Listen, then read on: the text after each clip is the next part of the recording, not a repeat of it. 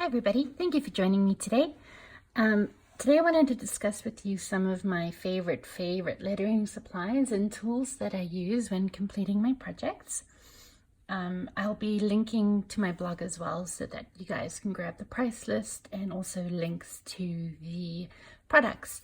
I'm not affiliated with anybody. Everything I've purchased today has come out of my own pocket, so just wanted you to be aware of that. I'm not being sponsored. So I'll start off with one of my favorite things to use is just a simple light board. This guy plugs in and you turn it on and then you have your light board. Very simple, very basic. You definitely get fancier light boards out there. Like you get the ones that are a bit of an angle, but the price point of this one for what I use it for was just perfect for me. So again, this was off of Amazon. Next up, I'll discuss the different kinds of papers I like to use. I love using the grid paper. This I use for just my sketches, just with pencils, so the quality of the paper doesn't really matter all that much. When it comes to using high quality tools and paper, I will use my Rhodia dot pad. This paper is very smooth. It's not going to fray your tool. So for example, I have Tombow brush pens, and my Tombows won't fray on this, but it will fray on this. So it's rough. This is rougher paper, this is smoother paper. When it comes to finalizing projects, I will use something like this, which is bright white cardstock. This is actually cover stock, so it's a bit thicker. 65 pound, 175. That's where you want to be at a minimum. At a maximum, you want to go higher than this, so that it's smoother and not going to fray your pens. Okay. So that's it for paper. Next up, I'll discuss the pencils I use. I use Technical pencils. I started using Technical pencils probably about 6 or 7 months ago and fell in love. Like, I love them so much. So I use a 6H, which indicates the hardness. So this one's pretty hard. This is a 6B. This is a lot softer and a lot darker.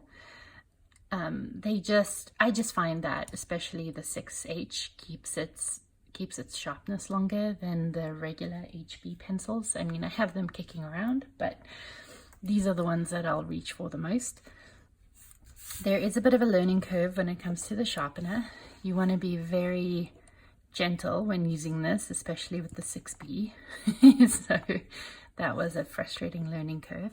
And then it's just like a mechanical pencil where you have the lead that you just insert into the pencil, and Bob's your uncle, you can start drawing with it. Okay, so those are my pencils. Now, when you talk about pencils, you can't not talk about erasers. So the erasers I like to use are these Staedtler Mars Plastics or the high polymer Pentel erasers. These do the best job without damaging the paper. Yeah, I'm very fussy. I don't even use other erasers, so I can't even talk about that, but these are the ones I use. For smaller details, I just have a generic Pentel Click Eraser. And then for even smaller, tiny little effects, I have my Mono Zero eraser. This guy is a little lifesaver when you need to get into the little nooks and crannies. It's very fine point. And then I also have this Mono Sand Eraser. So this is for ink. So sometimes when I'm working, I can have a tendency to smudge. Depending on the size of the smudge, you can just use this guy just to gently lift. What it does is it takes off just the top of the paper and just lifts it off. You want to be very gentle when you use this, or else you're going to put a hole in your paper. But it's useful to have. So now next I'll talk about inks. for fun, messing around, learning, the pens I like to use are the Tombow Mono drawing pens, as well as the Papermate flares. Now, my reason for these, like loving these so much, is they come in the 3 sizes. They're hard to find, but you can order them off Amazon. You can order them off Jet Pens. Like art stores carry them. So, but you're not going to find these at Michael's. I wish. I think I've emailed asking or suggested. But my reason for liking these is that they maintain their intensity if you're erasing pencil. So when you go to erase the pencil lines after you've done your inking, these guys will stay put. They won't fade, they won't disintegrate. They tend to stay put the best. And the same for the Papermate flare. These are easy to find, reasonably priced if you're buying them one at a time. And then the nib is more of a marker, so you're going to get a thicker line if you want, depending on how heavy-handed you are. But these guys also maintain their intensity, so those are the pens I like using. The other thing I wanted to touch upon for my favorite tools are rulers. Now, I use very specific rulers. For example, I love these gridded rulers. These are so fantastic when you're working on spacing and when you're working on, spacing. This ruler I got from Michael's, and I love it so much that I ended up getting 2 smaller sizes too. These 2 I got from Blix down in the US, but you can get them on Amazon too. So these are the rulers I use for spacing. Now, in terms of letter thickness, if I'm working on something very specific, I'll also use one of these circle templates, which are great for getting even thickness on your letters while you're sketching or inking. So these are what I mean in terms of rulers and guides. And they do make a difference, especially when I'm working on something specific or something for a client. I will reach for these just to make sure that I'm getting the vision that I'm looking for. And when it comes to corrections, I always reach for one of these.